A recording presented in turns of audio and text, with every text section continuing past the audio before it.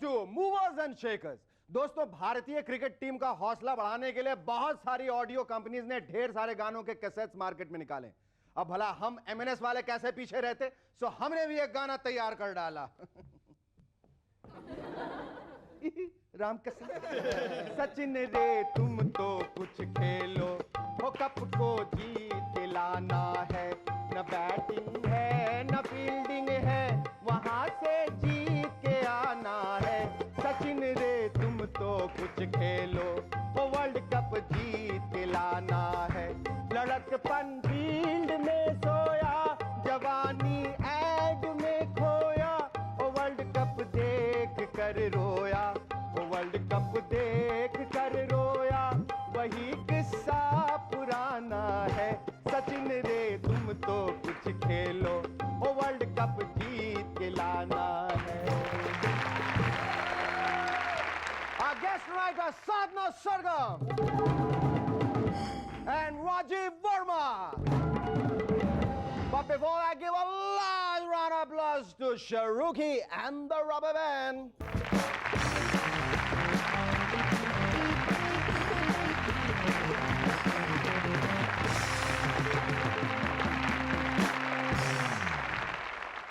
Hello and welcome back. आप देख रहे हैं मूवर्स एंड शेकर्स और मैं पढ़ रहा हूं आज का अखबार। लालू जी का कहना है, आई एम सॉरी हम सोनिया जी को प्रधानमंत्री नहीं बना पाए। अरे लालू जी, दिल छोटा क्यों करते हैं? आप सिर्फ किंग मेकर हैं, क्वीन मेकर थोड़े ही ना है। अडवाणी साहब फरमाते हैं, हम बीजेपी वाले हाथ पर हाथ धरे नहीं बैठे हैं, हमने देश भर में इलेक्शन की गर्म लहर दौड़ा दी है। ओ अब समझा अडवाणी साहब, देश भर में इतनी गर्मी फैलाने के पीछे आप लोगों का हाथ। और तभी मैं सोचूं कि सबसे ज्यादा गर्मी दिल्ली में क्यों है। वाजपेयी जी कहते हैं, स्वदेशी का मतलब यह नहीं कि हम विदेशियों का बहिष्कार कर रहे हैं। यहां कोई भी विदेशी आकर कोई भी काम शुरू कर सकता है, सिर्फ पीएम नहीं बन सकता। क्यों? अजहर भाई फरमाते हैं, हमारे 11 के 11 खिलाड़ी फुल फॉर्म में, यू नो, लेकिन आपको भरोसा सिर्फ एक पर ही है। क्यों? मनोज कुमार साहब फरमाते हैं, हमारे वीरों ने आजादी की लड़ाई सिर्फ इसलिए लड़ी ताकि हमारा अपना भी पार्लियामेंट हो। पार्लियामेंट है सर, जिसमें हम अब आजादी से लड़ सकते हैं।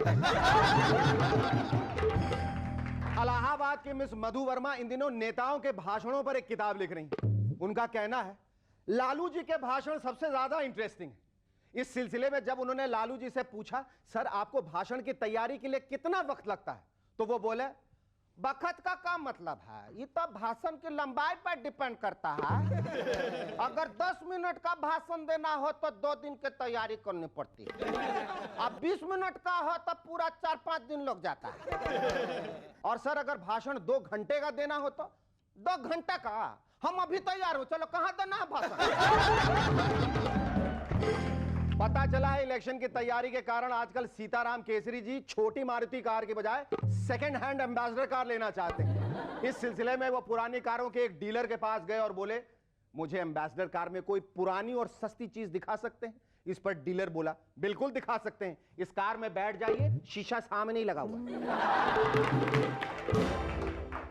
पिछले दिनों दिल्ली की एक रैली में मुलायम सिंह जी भाषण देते हुए बोले, हमारी पार्टी संयम वाली पार्टी है, मुझे ही देख लीजिए, मैंने कभी शराब नहीं पी, जुआ नहीं खेला और कभी विदेशी कपड़े तक नहीं पहने। तभी मंच पर उनकी पार्टी का एक नेता अपने साथी से बोला, काश मैं भी ऐसा कह पाता।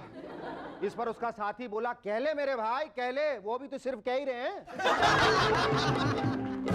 इसी कहने कहलाने से याद आई एक और कहने वाली बात। कहते हैं प्यार करते वक्त दिल की धड़कनें तेज हो जाती हैं और सांसों का उतार चढ़ाव बढ़ जाता है। लेकिन यार ऐसा तो दौड़कर सीढ़ियां चढ़ने में भी हो जाता है, फिर प्यार का क्या कमाल हुआ। नेपाल के एक छोटे से गांव की खास बात यह है कि वहां पर 70% लोग जुड़वा हैं। मैं पिछले दिनों जब वहां गया तो 2 हमशक्ल बच्चों को गली में खेलते देखा। मैंने उनसे पूछा, जुड़वा हो? उनमें से एक बोला, नहीं। तुम आपस में सगे भाई नहीं हो? हाय बिल्कुल हाय। उम्र कितनी है तुम दोनों की? 9 साल। कमाल है, जब तुम एक उम्र के हो, सगे भाई हो, तो जुड़वे न हुए तो क्या हुआ? जी हम तिड़वे हुए, तीसरा भाई बहादुर अंदर खेल रहे। पिछले दिनों इराक में 10,000 लोगों के बीच गुप्त रूप से वोटिंग हुई कि कितने लोग सद्दाम साहब के शासन से खुश हैं और कितने नाराज। वोट काउंटिंग एक खुफिया एजेंसी के चीफ ने की। पहले 5,000 बैलेट पेपर्स पर सद्दाम जी के हक में वोट थे, पर उसके बाद एक पेपर ऐसा है जिस पर उनके खिलाफ ठप्पा लगा था। इसे देखते ही चीफ साहब बोले, देखा हमारा देश फ्रीडम ऑफ एक्सप्रेशन में कितना विश्वास रखता है। काउंटिंग आगे बढ़ी तो 5 और खिलाफ वाले पेपर सामने आए। अब चीफ साहब चिल्लाए, पकड़ कर लाओ कमबख्त को। इस पर उनके जूनियर ऑफिसर ने पूछा, क्यों सर, अभी तो आप कह रहे थे हमारे देश में फ्रीडम ऑफ एक्सप्रेशन है। चीफ ने कहा, बेवकूफ, मैंने उसे सद्दाम के खिलाफ वोट डालने के लिए थोड़ी पकड़ने को कहा है, उसे तो इसीलिए पकड़ना है क्योंकि उसी ने 5 बार वोट डाले।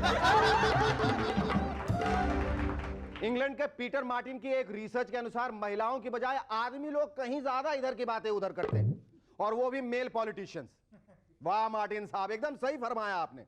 अभी कल ही मैं कांग्रेसियों की एक पार्टी में गया था जहां 2 कांग्रेसी कुछ इस तरह से बातें कर रहे थे, यार तुमने पवार साहब को क्यों बताया कि मैं दल बदल रहा हूं? गलती से मुंह से निकल गया था, पर मैंने उनको कह दिया था कि वो तुमको ना बताएं। उन्होंने नहीं, ये तो मुझे पायलट साहब ने बताया। पायलट साहब ने? उनको कैसे पता चला? केसरी साहब से। वो बता रहे थे पार्टी ऑफिस में 200 कांग्रेसी इसी टॉपिक पर बातें कर रहे थे। म्यूजिक वर्ल्ड का सिलेक्शन प्रोसीजर भी जरा हटकर है। मेरे नेबर पीटर ने अपनी VHS कॉपी म्यूजिक चैनल को दी तो उसे जवाब मिला, ना तुम गा सकते हो, ना नाच सकते हो, ना स्क्रीन पर अच्छे दिखते हो। कंग्रेचुलेशंस, हिंदी म्यूजिक वीडियो बनाने के लिए तुम बिल्कुल फिट। कुछ फिल्मी डीलिंग्स मेरे पल्ले नहीं पड़ती। कल ही निक्कू कोहली जी से बात कर रहा था। उन्होंने कहा, ओ जी मैंने फिल्म ऑलमोस्ट कंप्लीट कर दी है। मैंने पूछा वो कैसे? तो कहने लगे, पहले स्टार्स को साइन किया, फिर गाने शूट किए। मैंने पूछा फिल्म की थीम क्या है? तो कहने लगा, ओए थीम शीम डायलॉग श्लॉग बाद में डिसाइड हो जाएगा, पहले फिल्म तो कंप्लीट हो जाए, स्टोरी अपने आप बन जाएगी और हिट भी होगी, क्योंकि फिल्म का नाम पिक्चर नंबर 1 जो है। Our first guest on M&S tonight is a singer with a silken voice who has sung some of the most melodious songs. Ladies and gentlemen, please welcome Sadhna Sargam.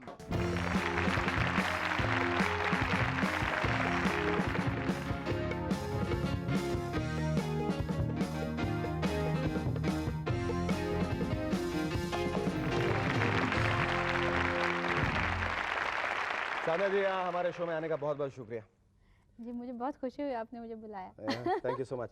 How did it all start, Sadhna? How did it all start? Why singing? आपको कब ये एहसास हुआ कि you were a good singer, that you should train yourself to become a better singer? मुझे एहसास कब हुआ ये मालूम नहीं, क्योंकि मैं जब से कुछ समझ आई है तब से गा ही रही हूँ। तब से गा ही रही? नहीं, कुछ माहौल ऐसा था, कुछ इंस्पिरेशन, प्रेरणा कहीं खास मिली आप लोगों को? जी हाँ, मेरी मम्मी नीला घाणेकर जी वो गाती हैं, उन्होंने मुझे बचपन में सिखाया क्लासिकल। उसके बाद मैंने पंडित जसराज जी से क्लासिकल सीखा और अभी कल्याण जी भाई, आनंद जी भाई से मैं ट्रेनिंग ले रही हूँ। What was your first song like? क्या वो पहला जो गाना आपने गाया वो फिल्म का गाना था? जी हाँ, गुजराती फिल्म का गाना था। अच्छा। हाँ। लेकिन पहला जो सोलो सॉन्ग मैंने गाया फिल्म रुस्तम में, दारा सिंह जी की फिल्म थी। दारा सिंह की फिल्म, एक्शन फिल्म के लिए आपको गाने का मौका मिला। वाह, बहुत अच्छा गाना था। लेकिन अच्छा। हाँ, और फिर पिघलता आसमान में मैंने गाया, जिया नाहे लागे जो रत्ती अग्निहोत्री जी पे पिक्चराइज किया, और इला अरुण जी ने वो गाना लिखा है। इला अरुण ने गाना लिखा है? अच्छा, बहुत अच्छा गाना। अब आपको ऐसा गाना लिख रहे हैं जो इला अरुण गाने वाली हैं? अब मैं लिखूंगी वो गाएंगे, वही मैं कह रहा हूँ।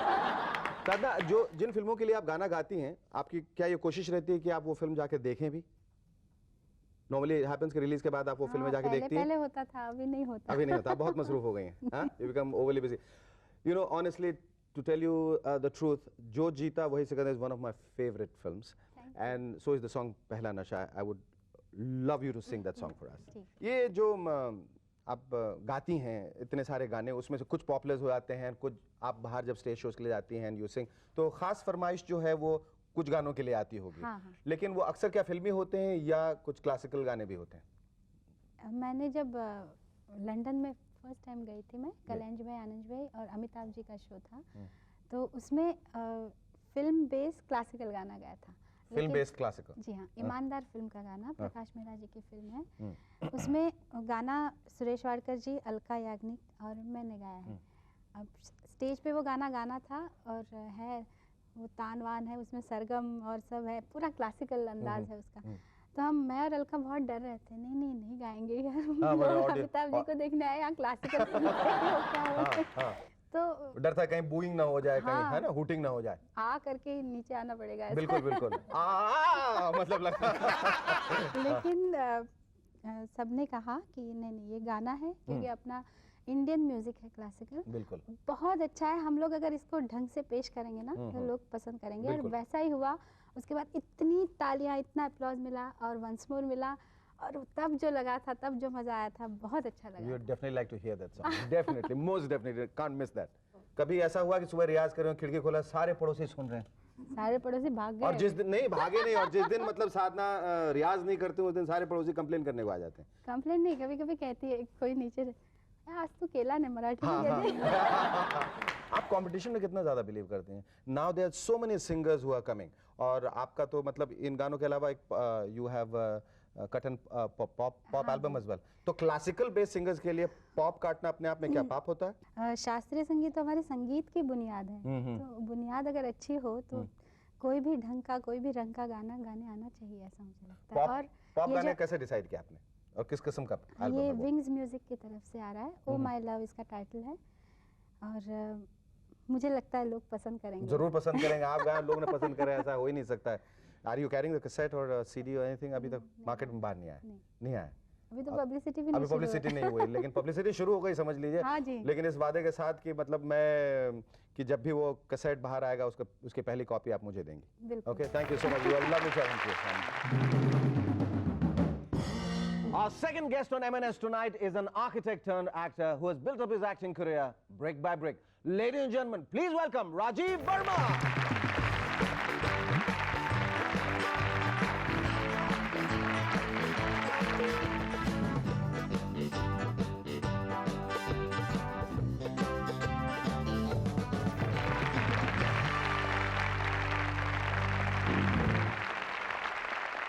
राजीव भाई, मैं ये सोच भी नहीं सकता है कि जो इंसान 23 साल तक एक प्रोफेशन में बिल्कुल कंसंट्रेट करता रहा, उसी में जीता रहा, वो अचानक उसको छोड़ के, आर्किटेक्चर छोड़ के एक्टिंग में चलाएगा। I mean, what was the reason? I mean, क्या वजह थी? आपकी बनाई हुई सारी बिल्डिंगें गिरने लगी थी एक के बाद? That you wanted to turn on to a different profession. What was the reason? नहीं, ऐसा तो नहीं था, लेकिन आर्किटेक्चर अभी मैंने छोड़ा नहीं है। अच्छा, छोड़ा नहीं, पकड़ के रखा है। लेकिन पहले क्या था कि एक्टिंग मेरी हॉबी थी, आर्किटेक्चर प्रोफेशन। अब उल्टा हो गया। अब उल्टा हो गया है। हाँ हाँ। एक्टिंग मेरा प्रोफेशन हो गया है, and architecture is still my hobby, which earlier also was. पर तो इस एक्टिंग की नींव कहाँ, कब, कैसे रखी गई? जहाँ तक मुझे याद आता है कि बचपन में हमारे गांव में रामलीला हुआ करती थी, बहुत छोटे थे हम, तो वहाँ से मुझे लगता है, क्योंकि हमारे फादर काफ़ी इंस्पायर किया करते थे, तो रामलीला से शुरुआत हुई, फिर स्कूल, कॉलेज, रेडियो, और फिर थिएटर। तो इस तरह से आपकी एक्टिंग की एफएसआई बढ़ती चली गई।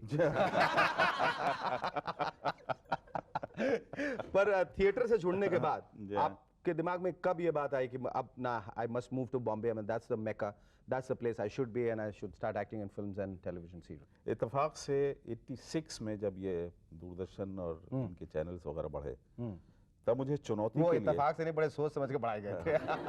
बहरहाल, सर मेरे उसकी लिए अलग इत्तेफाक कहानी। था, हाँ, जी। मेरे लिए इत्तेफाक ये था कि चुनौती एक सीरियल बना रहे थे बहुत हमारे popular serial, yes. उसमें वो एक ऐसे शख्स को देख रहे थे जिसका चेहरा लोगों ने देखा नहीं हो। हालांकि सुना ये था कि पहले उस प्रिंसिपल के लिए शशि कपूर जी से शायद बातचीत हुई थी, लेकिन शायद उनके पास वक्त नहीं था, और वो मुझे जानते थे, उन्होंने थिएटर मेरा देखा था।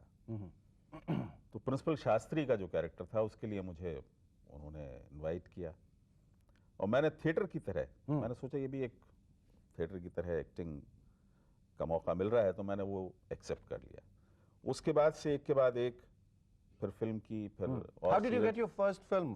उस वक्त मैं एक सीरियल और कर रहा था, मुजरिम हाजिर। तो खैर वो उन्होंने आके वहाँ कैसेट देखा, और उन्हें शायद मैं पसंद आ गया कि वो जिस कैरेक्टर के लिए, सलमान के फादर के लिए जिस कैरेक्टर को देख रहे थे, और उन्होंने स्टूडियो में मुझे बुलाया, स्क्रीन टेस्ट लिया, कहानी सुनाई। तो जैसा होता है कि फिल्मों के बारे में जो सुना था कि एक कैरेक्टर जो एक मर्तबा कर लेता है उसका लेवल लग जाता है उस पर। तो मैंने कहा सूरज जी ये तो फादर का रोल है। हाँ। क्योंकि फादर का रोल मतलब हाँ। तो कहने लगे हाँ फादर का रोल तो है, लेकिन ये दो दोस्तों की कहानी भी है। वही मैंने सोचा कि मैं फिल्म करूंगा।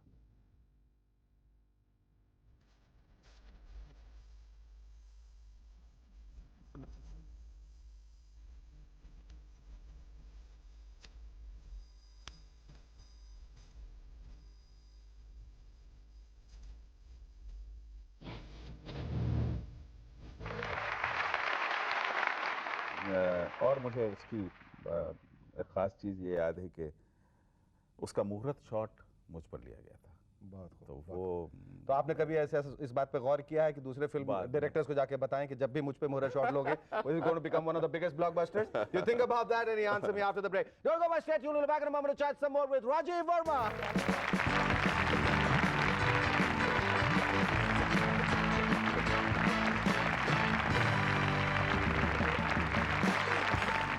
Being a doctor. Hello, welcome back to M&S once again. Rajiv भाई, आप बताइए, आप ये कभी आपने फिर किसी प्रोड्यूसर को परेशान करने की कोशिश की या उनको ये आश्वासन दिया कि मुझ पर मुहूर्त शॉट लिया करो तो ये फिल्म तुम्हारी जरूर हिट होगी, it will be one of the biggest blockbusters? ऐसा कुछ हुआ कभी फिर? मेरे ख्याल में अभी तक तो नहीं हुआ कि शायद आपके इस प्रोग्राम के जरिए लोगों तक ये बात पहुंच जाएगी, जरूर पहुंचेगी, जरूर पहुंचेगी। ये अभी इस वक्त फिलहाल आप कितनी सीरियल्स में काम कर रहे हैं? एक तो सोनी में हिना। अगर हिना बेटी को जरा भी दुख या तकलीफ पहुंची तो उसके लिए मैं अपने आप को गुनाहगार समझूंगा और आपको इसका जिम्मेदार हूं। इसलिए आइंदा इस घर में रूबी का नाम तक न लिया जाए। Now what eventually do you want to do in life? Are you very happy with the way your career has shaped up or you want No, to? I am not very happy. अभी हो सकता है कि 4-5 साल बाद मैं यहाँ से वापस चला जाऊँ, लेकिन मैं एक I want to go into teaching drama और थिएटर एक्टिंग। वो मैं एक इंस्टीट्यूट प्लान कर रहा हूँ भोपाल में ही, और अगर कुछ यहाँ काम अच्छा चल पड़ा, मेरे सेटिस्फेक्शन का हुआ, तब तो मैं रुक सकता हूँ। अदरवाइज हो सकता है 4-5 साल बाद वापस चले जाऊँ। हम चाहेंगे कि ऐसा वक्त कभी ना आए जब आपको ये सोचना पड़े कि मुझे भोपाल वापस जाना। आप यहीं रहें, आपको हमेशा अच्छे अच्छे रोल मिलते रहें, and let's presume that there comes a time when we are all very very proud of you. Thank you, thank you. आज का ये खत भेजा है विलेपाले ईस्ट मुंबई से देवाशीष के उदयवर ने। पत्नी: अजी सुनिए, हम घर में जहां भी पैसे रखते हैं वहां से अपना लड़का चुरा लेता है, उसके लिए हमें क्या करना चाहिए? पति: चिंता की कोई बात नहीं, पैसे उसकी कोर्स की किताबों में रख दो जिन्हें वो कभी हाथ नहीं लगाएगा।